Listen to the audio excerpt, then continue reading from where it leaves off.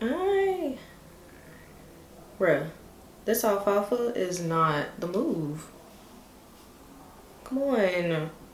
Rain gang, welcome back to my channel. Today I'm going to be sharing with you my secrets for how I grew my hair out, for how I grew it this long and full, and it's all mine. Sis, it's a wig!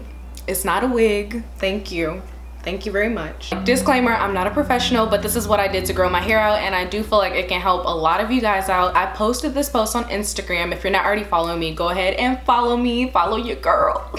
I posted this picture on Instagram, and it is like a side-by-side, and they're 7 months apart. One is in April, one is in November, and it's a comparison pic of like my hair before and after, and everyone's like, no way, how? Do a video, do a video. So here I am doing the video. Take a seat, relax, do what you gotta do, sis, because I'm finna spill the tea. I got my notebook. So my first tip is to stop going to the hair salon, and I know that y'all are gonna talk about me for this one. I noticed my biggest growth when I stopped going to my stylist. Now, you may have a stylist that you know and that you trust and all of those things, and I'm not saying to stop going to her, but don't rely on her for everything. Learn your hair yourself, and then if you don't like the way that your stylist does your hair, you feel like she can do something better, inform her. It's their job to do your hair to your liking, to use products that you like, all of those things. And if they don't want to do that, then stop going to them. My stylist personally, she was not for it. She did not want to stop using these products in my hair, and my hair wasn't growing, so I just decided to cut it off. And honestly, thank you. I really want to thank her, because that's how I've achieved all this growth, all this thickness. It forced me to stop going to her, and it forced me to learn my own hair. Also, I find that stylists can be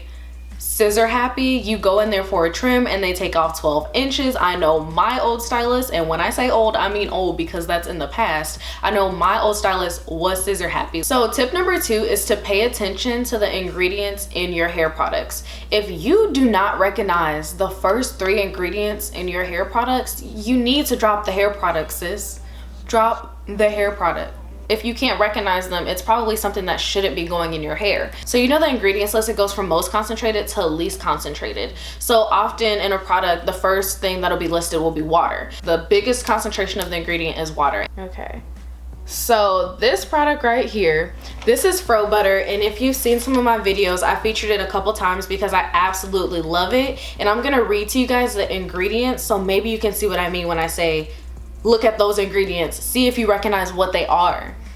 So the ingredients in this product are organic shea butter, organic vegetable glycerin, organic pumpkin seed oil, organic emu oil, organic carrot seed oil, organic coconut oil, organic lavender oil, and fragrance. That is it. That is all that this product contains. If you recognize the ingredients in your hair products, your hair will thank you for it. My tip number 3 is to make sure that you have a hair regimen. You can't expect to be inconsistent with your hair and to see consistent results. It's unrealistic. So for me, I created a hair regimen. I only shampoo my hair once a month, but I co-wash my hair every week. So every week my hair is getting water to it. I'm, putting water in it, and then I'm conditioning. But on the 4th week, I shampoo and condition. That's my hair regimen. That's what works for me. But you need to figure out what works for you. Don't negate listening to your hair. Like, it's important to listen to what your hair is telling you. So yes, your regimen may say, I wash my hair, I shampoo my hair once a month, and then I co-wash, every week. That may be your regimen. That's my regimen. But if my hair is saying, girl, I have a ton of product buildup, I can't breathe, sis, I can't breathe, then it's time to shampoo. If it's time to shampoo and my hair is telling me it's time to shampoo, it's dry, it's breaking off, it's hard to detangle, then I'm going to shampoo. It's time. My scalp is itchy. It's all of those things like dandruff. It's time to use a clarifying shampoo. That's when I know. So just listen to the little signs your hair gives you. Tip number 5 is to find low manipulation hairstyles. If you're constantly touching it, pulling on it, doing all of these things, your hair could be breaking off. Like, take care of it, make sure it's moisturized, do all of those things, but leave it alone, let it grow. My number 6 tip is to wear your hair in stretched styles, because the kinkier your hair is, the easier it is for it to get tangled. You can detangle your hair, do all of the right things, but how curly and kinky our hair can be, you can still get knots. So if you decide to stretch your hair, it's going to eliminate that. So my tip number 7 is to deep condition every week. Every time that I wash my hair, mind you, I wash my hair once a week. When I wash my hair, I deep condition. So for you, you may wash your hair more often, but you can still deep condition once a week. You're trying to add that moisture, and especially in the winter and the colder months, I definitely recommend going ahead and deep conditioning your hair. My tip number 8 is to learn your hair porosity. Some people have low porosity hair and some people have high porosity hair. Me personally, my hair is high porosity, which tends to be the case with a lot of people who dye their hair, because you are stripping your hair of the color. You're lifting your natural color and you're adding another color on top of it. So it tends to be high porosity. And porosity is basically the idea that you can have a hair strand and it have gaps in it. So my hair is high porosity, which means that it can take in more moisture. Like it can just whoop, take in more moisture than someone who has low porosity hair. And low porosity hair, their hair, it's hard to get the moisture in. So you may notice if you have low porosity hair that products just sit on top of your hair. Like you can see water beads on top of your hair. One way that you can test this is you can get a cup of water and then take a strand, like a strand that is shedded from your hair, put it in the cup, and if it sinks to the bottom, it's high porosity. If it rises to the top, it's low porosity. You're seeing if your hair allows the water in or if it doesn't soak up the water. So now you can find products that cater to you. Just learning more about how your hair works, how it receives its moisture, will allow you to make sure that you're giving it the moisture. This is tip number 9, and that is to moisturize your hair properly. And I know that can sound like, duh, Jalen, of course we need to moisturize our hair. Like, sis,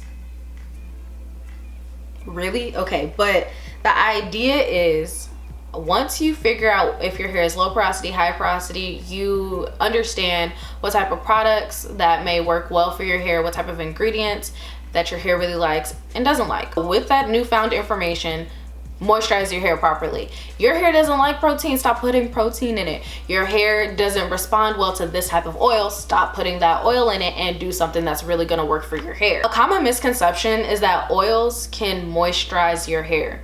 Oils do not moisturize your hair, they seal in the moisture that you already have in your hair. So if you don't have any product on your hair and you put an oil on top of your hair, you're sealing in no moisture. That's what you're deciding to do. If you use leave-in conditioners and stuff like that, whatever you use to moisturize your hair, and then you put an oil on top, it's saying, okay, we're gonna last longer, we're gonna stay healthy and strong for a longer period of time. You can also go a longer period of time without washing your hair if your hair permits. Like, know your hair and moisturize it accordingly. My number 1 goal is health and then growth, because healthy hair grows. Also, I'm just gonna show you guys some oils that I use.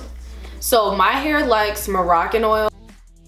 I've been using this for a while. In fact, when I first decided to start taking care of my hair, I started using Moroccan oil to seal my hair, and I still love it right now. I also like coconut oil, but I do realize that not everybody likes coconut oil. Find the products that work for your hair. This is the one I use. It's from Trader Joe's, and you can see I'm almost out. That doesn't matter because your girl got some more coconut oil. It's 100% coconut oil. Also have, I just got this, some almond oil. First of all, almond oil smells amazing, so I'm already sold, but it's super lightweight. You can continue to put it on your hair, but it's not like, oh my god, it's not like castor oil. Castor oil is thick and I would not recommend that for day-to-day use, but you can use almond oil for day-to-day use. You can use coconut oil for day-to-day use, and you can use Moroccan oil for day-to-day use. My hair likes something that I can put on it, you know, every day when I'm refreshing, so I make sure to have these oils on hand. If you made it to the end of this video, you a real one. I really hope that you guys found this helpful. Don't forget to subscribe, and if you like this video, don't forget to give this video a big thumbs up. Bye guys. Sugar, how you get so fly?